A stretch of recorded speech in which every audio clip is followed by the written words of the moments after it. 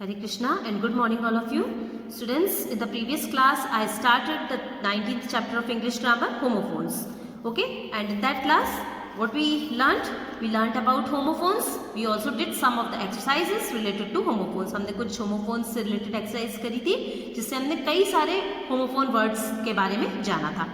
Okay, and today I am telling you some more exercises of this lesson.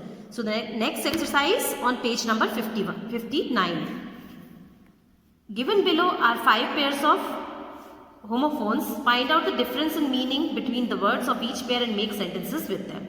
यहाँ पर ये कुछ words दिए हुए 5 pairs दिए हुए यहाँ पर नंबर 5 तक आप देख रहे होंगे. So यहाँ पर 5 pairs of homophones दिए हुए हैं. What you have to do? You have to know the meaning of these words and then you have to make sentences with these words.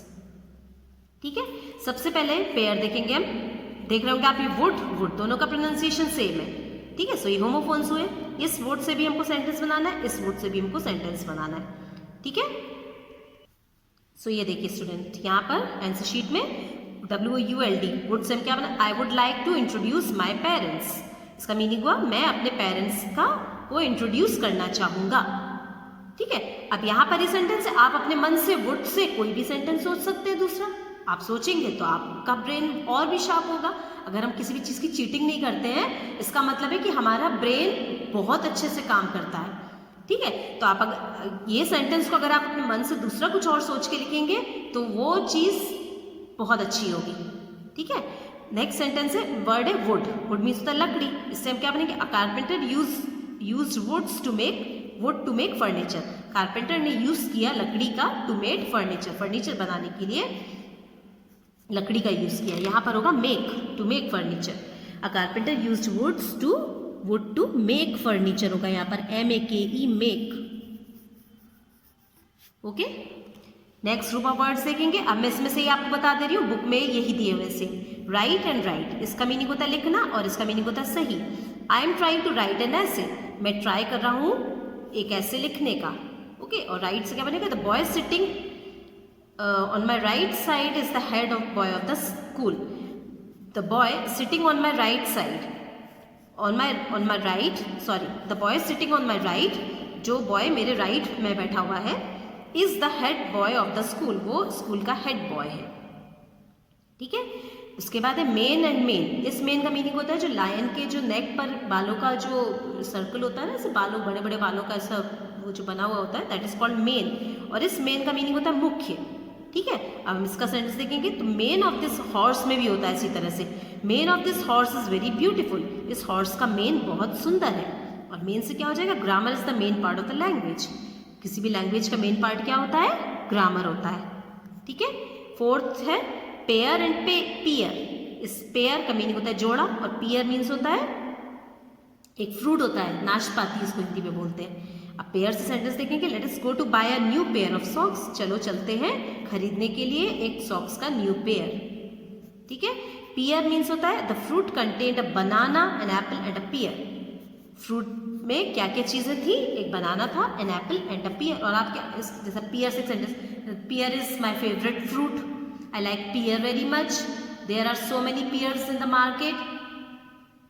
Okay, so हम इस तरह से आप डिफरेंट सेंटेंस मन से सोच के दूसरा सेंटेंस भी हम बना सकते हैं यहाँ पर.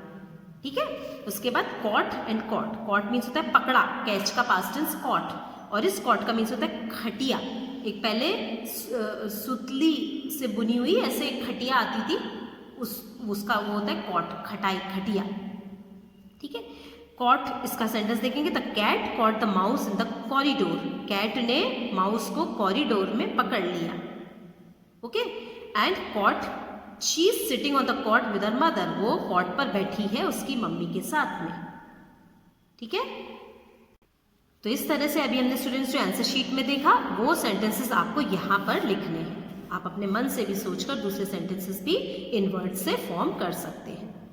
ठीक है, next exercise, use the given words to fill in the blanks correctly. यहाँ पर कुछ वर्ड्स दिए गए हैं और हमको करेक्ट वर्ड को ब्लैंक में फिल करना है. सबसे पहला वर्ड है न्यू. ये नो का पास्ट टेंस है. नो मीन्स होता है जानना और न्यू मीन्स होता है जाना. ठीक है, ग्रोन. इस ग्रोन का मीनिंग होता है कराहना. जैसे जब हमको लग जाती है ना कहीं, तो जब हमको पेन होता है, जो हमारे अंदर से हमको ऐसे थोड़ा सा दर्द ऐसे होता है ना, तो उस टाइम पे जब हम वॉइस निकालते हैं तो वो कराहना।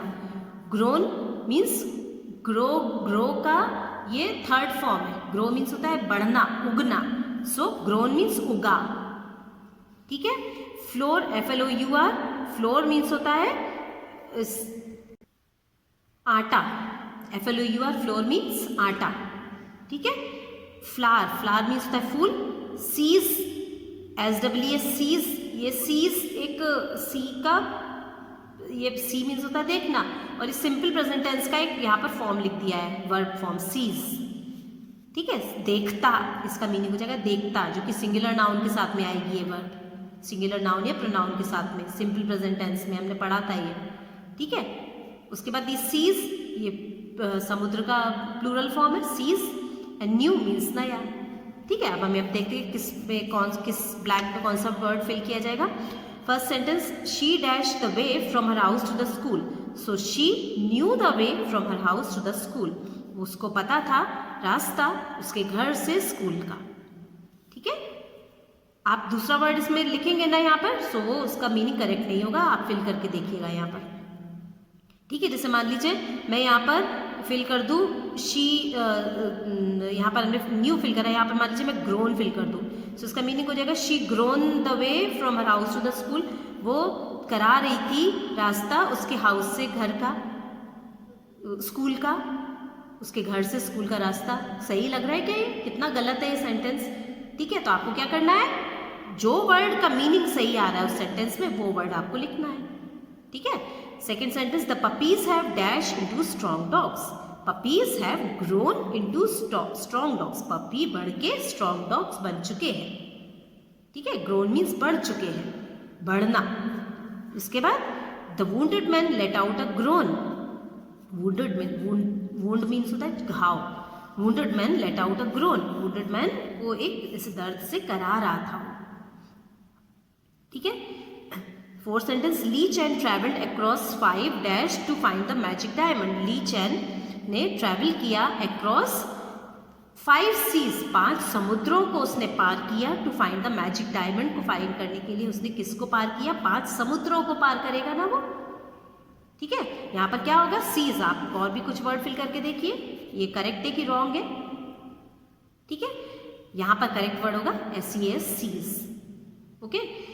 When he reached the island, जब वो आइलैंड पर पहुंचा, he was unable to believe, उसको विश्वास नहीं हो पाया, unable means अयोग्य, believe means विश्वास, विश्वास नहीं हो पाया उसको, what he sees there, वो वहां क्या देखता है, देखता है, so यहाँ पर sees there, SEES, sees there, okay। Sixth sentence, rose is a beautiful flower, the baker ordered 2 bags of flour for the bakery, baker ने ऑर्डर किया 2 bags of आटा, और द बेकरी के लिए उसने आटे के 2 बैग्स ऑर्डर करे, ठीक है।